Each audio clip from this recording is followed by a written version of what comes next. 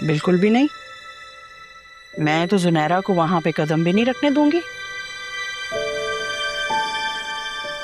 जाने मेरी बच्ची के साथ क्या जिल्लत करेंगे वो लोग,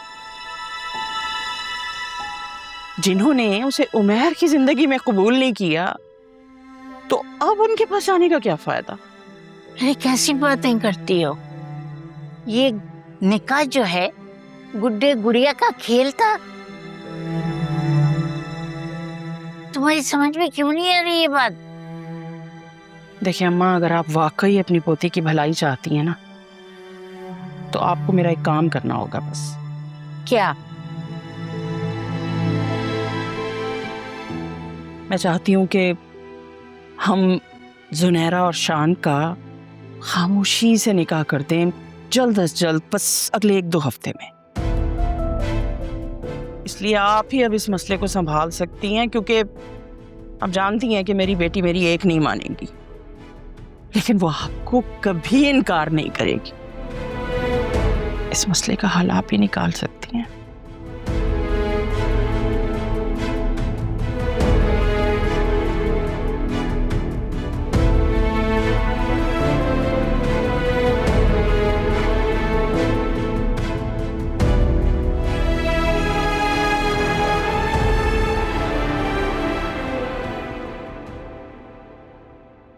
असम साहब, देखिए मेरी बात का बिल्कुल बुरा मत मानिएगा।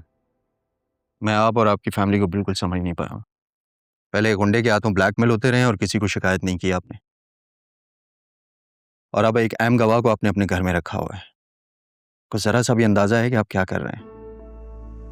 देखें, मैं बहुत माजरत चाहता हूं आपसे, लेकिन ये सब कुछ हमने लाली की तबीयत की वजह से किया।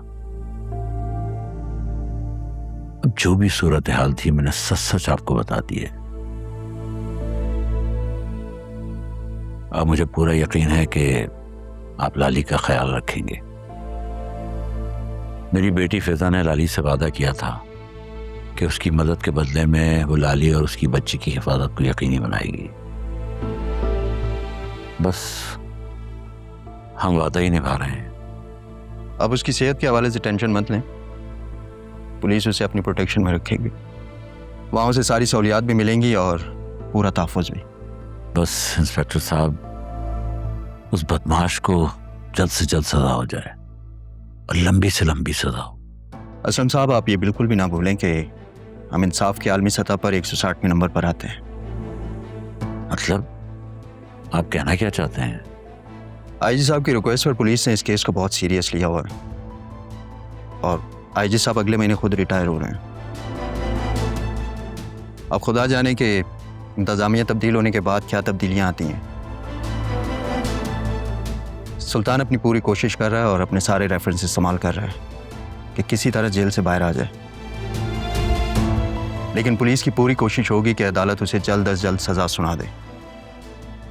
लाली इसमें अहम किरदार है, क्योंकि सुल्तान के खिलाफ जितने भी शवाहिद मिले हैं वो सारे कमज़ोर हैं। इंस्पेक्टर साहब, ये आपने तो मुझे अजीब सी कोई खबर सुना दी है।